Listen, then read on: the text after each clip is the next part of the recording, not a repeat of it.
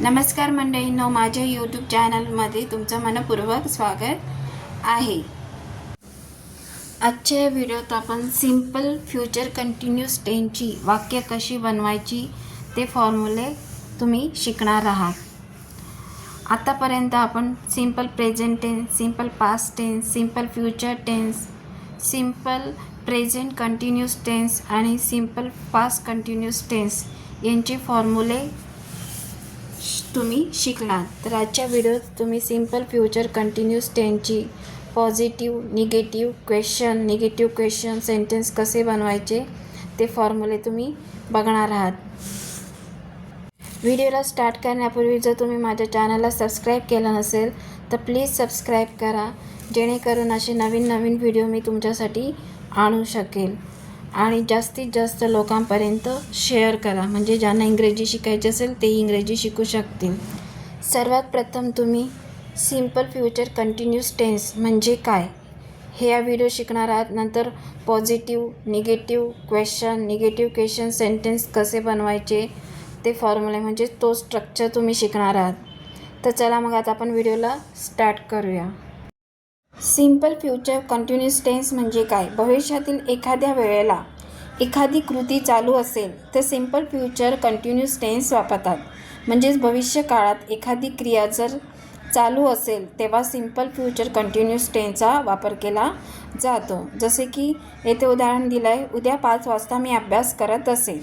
म्हणजेच उद्या मी एखादी क्रिया करत असेन, म्हणजे भविष्य काळात मी एखादी क्रिया करत असेन। यासाठी सिंपल फ्युचर कंटिन्यूअस टेन्स याचा वापर केला जातो। जसे की खात असेल, पाहत असेल, जात असेल इत्यादी जर वाक्याच्या शेवटी असेल तर ते सिंपल फ्युचर कंटिन्यूअस टेन्सचे वाक्य आहेत, हे ओळखावे।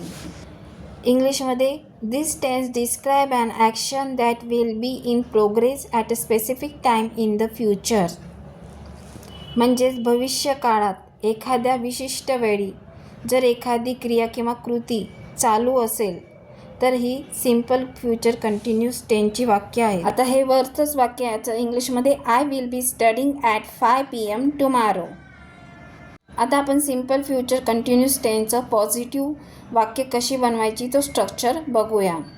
त्यासाठी फॉर्म्युला आहे subject plus will be plus verb plus ING plus object. म्हणजेच पहिले कर्ता, नंतर विल बी, नंतर क्रियापदला ING आणि कर्म।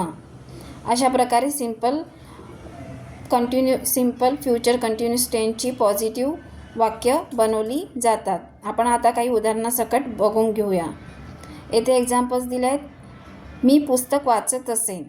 I will be reading a book. I will be reading a book. I इथे कर्ता आहे, नंतर विल बी, रीड या क्रियापदाला ING लागला आहे, अ बुक ऑब्जेक्ट म्हणजे कर्म। ती जेवण बनवत असेल, she will be cooking dinner. She will be cooking dinner. येथे करती म्हणजे सब्जेक्ट शी, नंतर विल बी, नंतर कुक या क्रियापदाला म्हणजेच वर्ब कुक आहे आणि त्याला ING लागलेला आहे, नंतर डिनर हे ऑब्जेक्ट आहे। तो अभ्यास करत असेल, ही विल बी स्टडिंग। येथे ही हा सब्जेक्ट म्हणजे करता आहे, विल बी, नंतर स्टडिंग या वर्बला म्हणजेच या क्रियापदाला ING लागलेला आहे। आता आपण निगेटिव्ह सेंटेन्स कसे बनवायचे तो फॉर्म्युला बघूया। त्यासाठी फॉर्म्युला आहे subject plus will not be plus verb plus ING plus object. म्हणजेच पहिले कर्ता, नंतर विल नॉट बी, नंतर क्रियापदाला ING आणि कर्म। अशा प्रकारे negative sentence simple future continuous टेन्सची बनवली जातात। आता आपण काही एक्झाम्पल सकट निगेटिव्ह सेंटेन्स समजून घेऊया। इथे काही एक्झाम्पल दिले आहेत, मी TV बघत नसेन।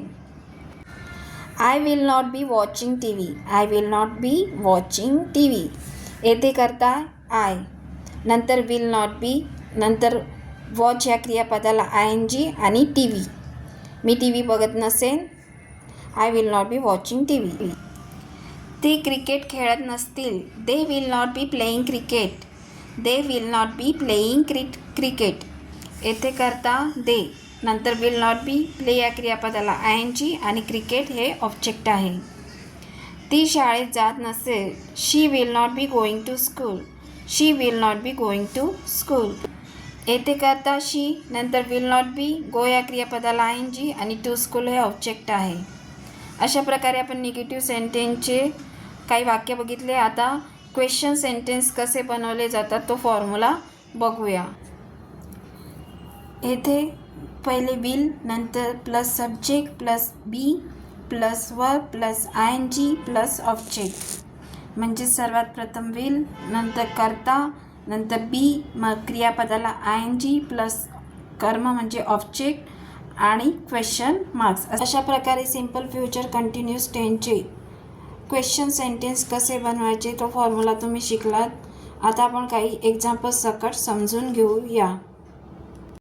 येथे काही एक्झाम्पल्स दिली आहेत. तू उद्या येत असशील का? त्याचं इंग्लिशमध्ये will you be coming tomorrow. Will you be coming tomorrow. पहिले विल, नंतर कर्ता, नंतर बी, नंतर क्रियापदाला ING, नंतर ऑब्जेक्ट. ती आज रात्री काम करत असेल का? येथे पहिले विल, नंतर शी ही करती आहे, नंतर बी, नंतर वर्क या क्रियापदाला ING, नंतर टू नाईट हे कर्म आहे. नंतर नेक्स्ट सेंटेन्स आहे तो अभ्यास करत असेल का? Will he be studying. Will he be studying. येथे पहिले विल, नंतर ही हा करता आहे, नंतर बी, नंतर स्टडी या क्रियापदाला ING लागलेला आहे. अशा प्रकारे क्वेश्चन सेंटेन्स बघितले. आता निगेटिव्ह क्वेश्चन कसे बनवायचे तो फॉर्म्युला आपण बघूया. सर्वात प्रथम विल, नंतर will plus subject plus not plus be plus verb plus ING plus object आणि क्वेश्चन मार्क्स, किंवा won't plus subject plus be plus verb plus ING plus object plus question marks.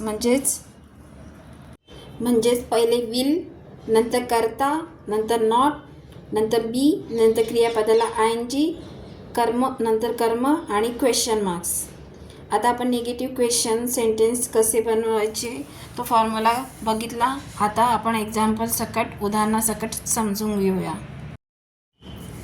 आता येथे काही एक्झाम्पल्स दिले आहेत. तू वर्गात येत नसशील का?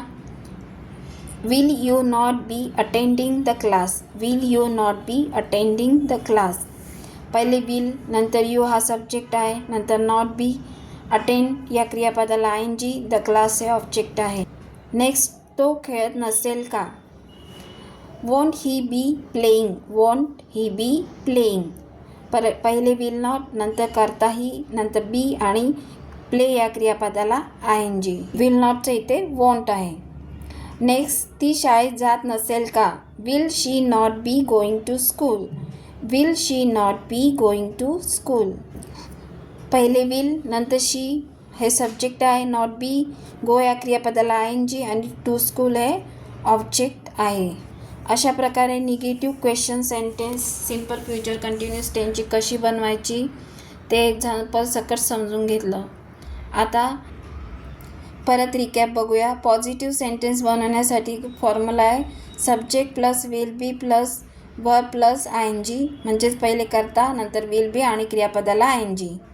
निगेटिव्ह सेंटेन्स बनवण्यासाठी subject plus will not be plus verb plus ING plus object. म्हणजेच करता पहिले, नंतर विल नॉट बी, क्रियापदाला ING आणि ऑब्जेक्ट. क्वेश्चन सेंटेन्स बनवायचा formula will plus subject plus be plus verb plus ING plus object plus question marks. म्हणजेच पहिले will, नंतर करता, नंतर बी, नंतर क्रियापदाला ING, नंतर कर्म आणि नंतर शेवटी क्वेश्चन मार्क्स. आणि निगेटिव्ह क्वेश्चन बनवायचे असेल तर विल, नंतर plus subject plus not plus be plus verb plus ING plus object plus question marks. म्हणजेच पहिले विल, नंतर करता, नंतर नॉट, नंतर बी, नंतर क्रियापदाला ING प्लस कर्म प्लस क्वेश्चन मार्क. अशा प्रकारे सिंपल फ्युचर कंटिन्यूअस टेन्सची पॉझिटिव्ह निगेटिव्ह क्वेश्चन सेंटेन्स बनवली जातात.